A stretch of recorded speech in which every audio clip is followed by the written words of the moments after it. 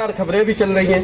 आज जो हम स्कूल में आए हुए हैं, ये मेथी नवदिया गांव पड़ता है। वहाँ का ये बच्चे हैं। यहाँ पे बच्चों की संख्या आप देख सकते हैं। तो ये छोटे छोटे बच्चे, आके सवाल उठता है, छोटे छोटे बच्चे ये कहाँ जाएंगे? इसको लेके लगातार आम आदमी पार्टी सवाल उठा रही है। और जो है आम आदमी पार्टी की रोहिल खंड उपाध्यक्ष एडवोकेट सुनीता गंगवार, जो कि पैनी नजर सामाजिक संस्था की अध्यक्ष हैं, वो भी लगातार क्षेत्रों में जा रही है। इस वक्त भी एक इस विद्यालय में आई हुई है जहां हम मौजूद हैं। तो इनसे हम बात करते हैं, इन्होंने बच्चों से क्या पूछा और बच्चों ने क्या बताया, आखिर ये स्थिति इस समय क्यों है और का भविष्य कहाँ जाएगा, ये एक बड़ा मुद्दा है। सुनीता जी, हमने जो है आपका इंटरव्यू पहले भी लिया था और आज एक विद्यालय में आप आई हुई है और हम भी आए हुए हैं। तो बच्चों से आपने बात की, क्या बताया? मैंने अभी इन बच्चों से पूछा कि मैंने कहा आपका स्कूल बंद होने जा रहा है, फिर आप क्या करोगे, कहाँ जाओगे? तो बच्चे बड़ा उदास थे और मैंने कहा कि क्या ये स्कूल बंद होना चाहिए? बच्चे बोले नहीं, हमारा स्कूल बंद नहीं होना चाहिए। तो हमने कहा आप सरकार से क्या उम्मीद करते हैं और क्या मांग रखते हैं? तो बच्चों ने कहा हमारा स्कूल खुलना चाहिए। तो अभी बच्चों ने इस बीजेपी सरकार से, योगी सरकार से अपील की है कि हमारा स्कूल आप बंद ना करें।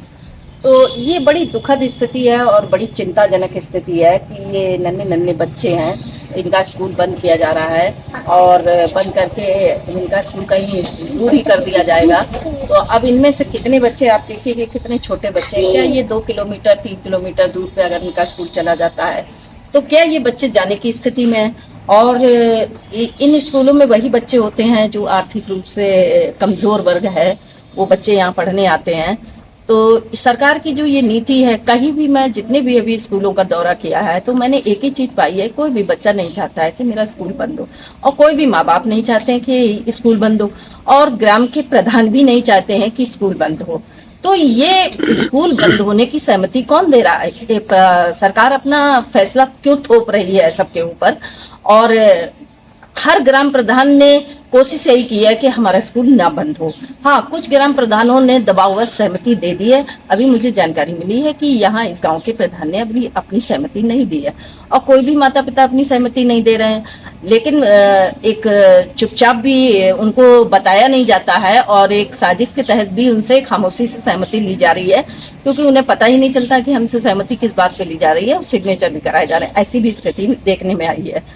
तो कुल मिलाकर ये है कि इस स्कूल बंद करने की नीति के खिलाफ सभी लोग हैं। कोई भी शिक्षक वर्ग भी नहीं चाहता है कि स्कूल बंद होना चाहिए, क्योंकि शिक्षक वर्ग इसलिए भी नहीं चाहेगा कि एक तो एजुकेशन को बंद नहीं होना चाहिए और दूसरी चीज है कि उनकी भी रोजगार पर असर पड़ रहा है।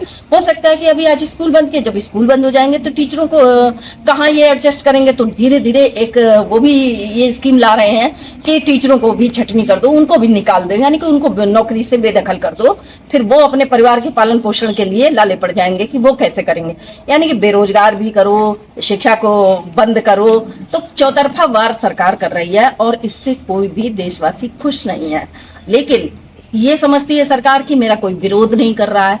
विरोध है, बिल्कुल विरोध है आपका, और इस स्कीम के खिलाफ कोई भी सहमत नहीं है और ये स्कीम सहमत होने वाली भी नहीं है कि इस पर कोई सहमत हो सकता है। तो उस विरोध को एक डर के मारे जो तानाशाही बीजेपी सरकार ने अपना रखी है कि पुलिस को आगे कर देना, मुकदमे कर लगा देना, जेलों में डाल देना, तो इस दहशत की वजह से लोग सामने नहीं कह रहे, लेकिन अंदर अंदर एक बड़ा ज्वालामुखी। हम योगी सरकार से अपील कर रहे हैं, ये बच्चे भी अपील कर रहे हैं, सभी लोग अपील कर रहे हैं कि आप स्कूलों को बंद ना कीजिए, इन्हीं स्कूलों को सुधारिए, इनको अच्छा कीजिए, इसमें टीचरों की भर्ती कीजिए। आप टीचरों की भर्ती से बचना चाह रहे हैं, इसलिए आपने स्कूल ही बंद कर दिया। बेरोजगारी भी फैलाएंगे, अशिक्षा भी फैलाएंगे, तो ये चीजें नहीं चलने देंगे। हम लोग विरोध करेंगे, उठाएंगे और जन जन तक ये पहुंचाएंगे और जन जागृति अभियान। और 5 क्लासों के लिए एक टीचर रखते हैं, क्या एक टीचर 5 क्लासों को पढ़ा लेगा? आपने स्कूल को स्कूल रहने दिया है। तो ये चीजें उनकी समझ में नहीं आते, उन्हें तो बस समर्थन करना है। लेकिन चंद लोगों के समर्थन से काम नहीं चलता है, पूरा देश खिलाफ है इस चीज के, पूरे माता पिता खिलाफ है, गांव खिलाफ। बड़े अफसोस की बात है कि इस देश की न्यायपालिका ने बच्चों की अपील को ठुकरा दिया और बच्चों के विरोध में फैसला दिया है। कि इनके स्कूल बंद होने चाहिए। क्या न्यायपालिका ने कोई सरकार के ऊपर ये गाइडलाइन जारी की है कि ये बच्चे एजुकेट कैसे होंगे? इसकी जिम्मेदारी सरकार किस तरह से उठाएगी और सरकार का आगे प्लान क्या है इन बच्चों को शिक्षित करने का? इसके लिए न्यायपालिका ने कोई गाइडलाइन नहीं दी, सरकार के फैसले पर बस टिक लगा दिया है। तो आज न्यायपालिका के ऊपर भी बड़ा सवाल खड़ा हो। तो ये तो बंदी हो जाएगा, यहाँ तो ताला ही लटका मिलेगा। हाँ, अब बात तो इसी तरह से आती है कि ये वाला स्कूल बंद हो जाएगा, लेकिन ये भी बंद नहीं होगा, इसे आंगनबाड़ी के रूप में हम चलाएंगे।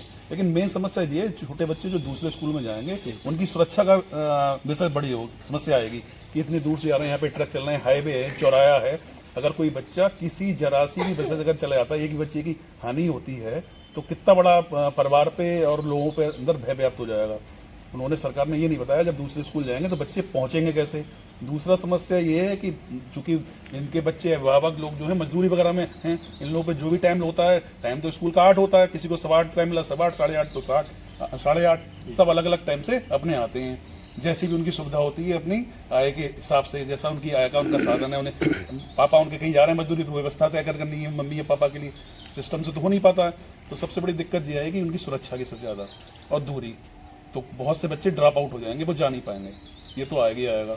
इसी